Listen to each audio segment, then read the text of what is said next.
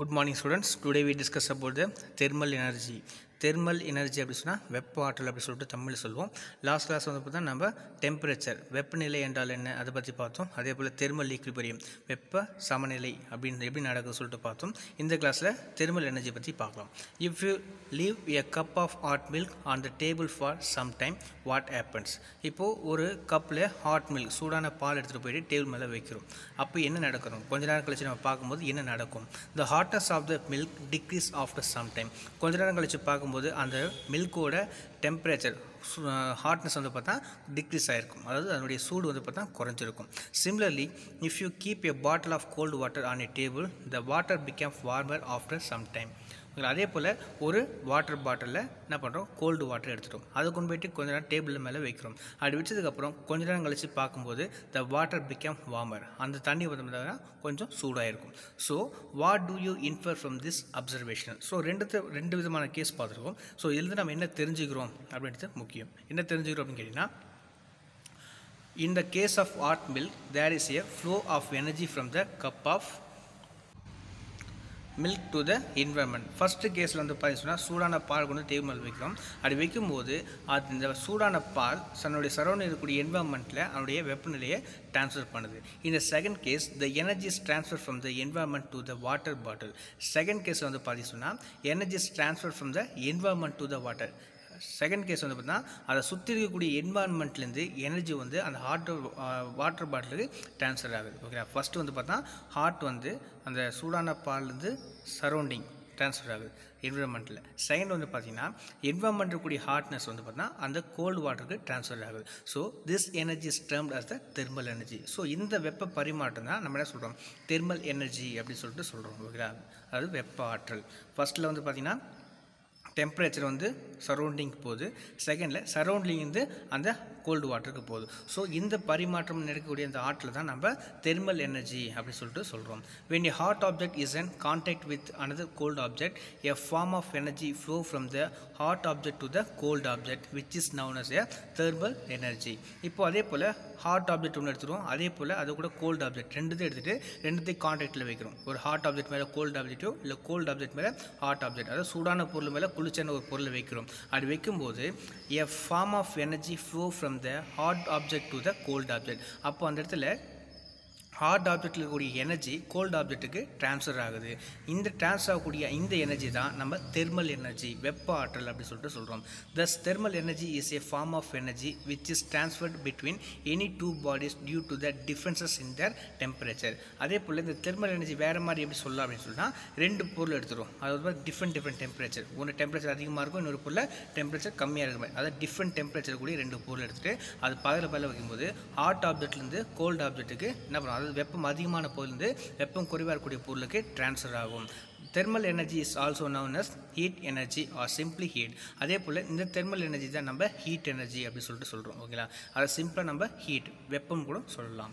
Heat energy is the agent which produce the sensation of warmth and makes bodies hot. இப்போ ஒரு பொருளை சூடாக நம்ம ஃபீல் பண்ணுறதுக்கும் அந்த பொருள் சூடாகிறதுக்கும் ஒரு காரணியாக இருக்கக்கூடியதான் இந்த ஹீட் எனர்ஜி அப்படின்னு சொல்லிட்டு சொல்கிறோம். இப்போ வந்து பார்த்தோன்னா ஒரு பொருளை, இப்போ நெருப்பு எரின்னு வைங்க, அது கிட்ட போகும்போது அந்த இடத்துல ஹீட் இருக்கிறது நம்மளால் உணர முடியும், அது sensation.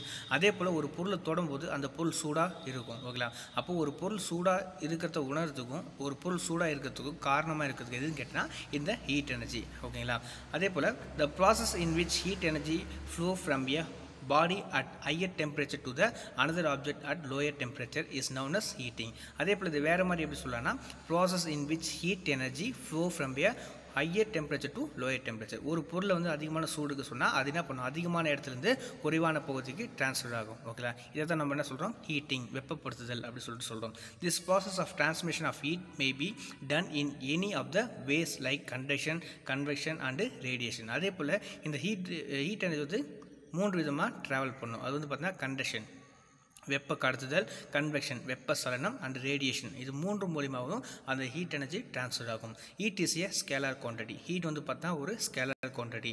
The SI unit of heat energy absorbed or evolved is joule. அதாவது ஒரு பொருள் வெப்பம் வெளியேற்றப்பட்டாலும் சரி இல்லை ஒரு வெப்பத்தை ஏற்றுக்கொண்டாலும் சரி அவருடைய SI யூனிட் எது கேட்டால் ஜூல் ஜே அப்படி சொல்லிட்டு சொல்லலாம். ஓகேங்களா. நெக்ஸ்ட் வந்து பார்த்தீங்கன்னா during this process of transferring heat energy the body at lower temperature is heated while the body at higher temperature is cooled. ஓகேங்களா.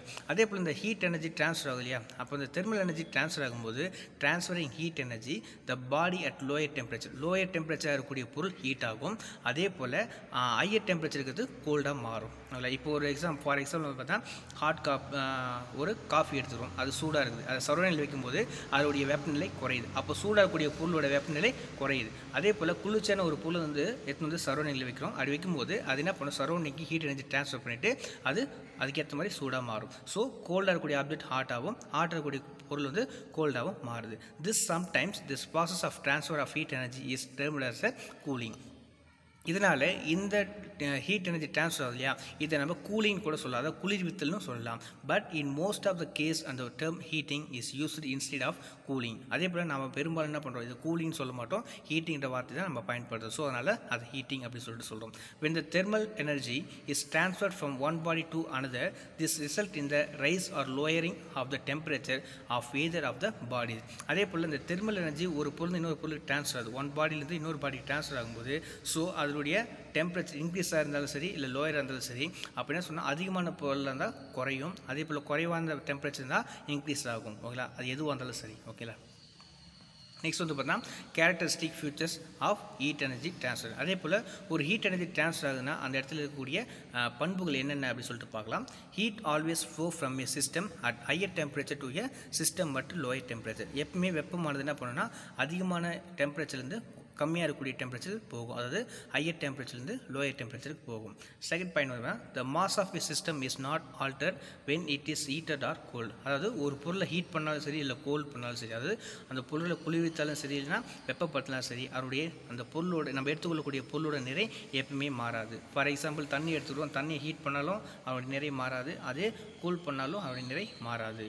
For any exchange of heat the heat gain by the cold system is equal to the heat lost by the hot system.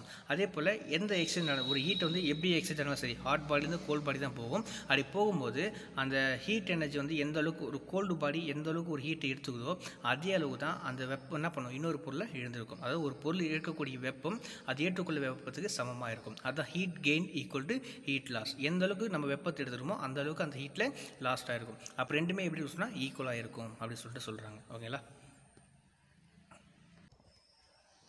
Okay. Next வந்து பார்த்தீங்கன்னா other unit of heat energy. நம்ம already பார்த்துட்டோம், heat energy measure பண்ணக்கூடிய ஒரு unit வந்து பார்த்தா joule அப்படி சொல்லிட்டோம். அதே போல் அதர் யூனிட்ஸ் வேறு இதை தவிர்த்து வேறு என்ன யூனிட்ஸ் இருக்குன்னு பார்த்தீங்கன்னா though the SI unit of heat energy is joule. நம்ம ஆல்ரெடி தெரியும் SI யூனிட் வந்து பார்த்தா ஜூல்.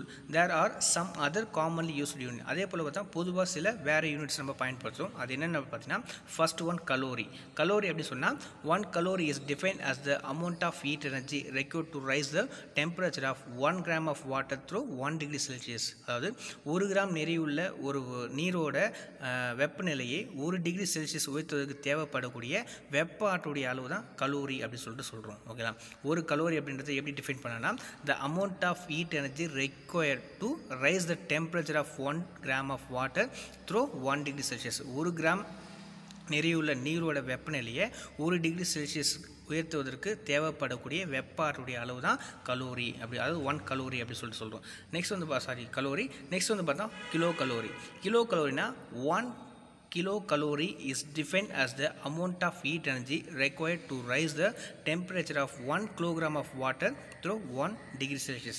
அதே போல் 1 கிலோகிராம் நிறையுள்ள ஒரு பொருள் நீரோட வெப்பநிலையை 1 டிகிரி செல்சியஸ் உயர்த்துவதற்கு தேவைப்படக்கூடிய வெப்பாற்றுடைய அளவு தான் 1 கிலோ கலோரி அப்படி சொல்லிட்டு சொல்கிறோம். ஓகேங்களா. அதாவது கலோரி அப்படி சொன்னால் 1 கிராம் வாட்டரோட வெப்பநிலையை 1 டிகிரி செல்சியஸ் உயர்த்துவதற்கு தேவைப்படக்கூடிய வெப்பாற்றுடைய அளவு தான் கலோரி சொல்கிறோம். 1 கிலோ கலோரினா 1 கிலோகிராம் நிறைவுள்ள நீரோட வெப்பநிலையை 1 டிகிரி செல்சியஸ் உயர்த்துவதற்கு தேவைப்படக்கூடிய வெப்பாற்றுடைய அளவு தான் கிலோ கலோரி அப்படி சொல்லிட்டு சொல்கிறோம்.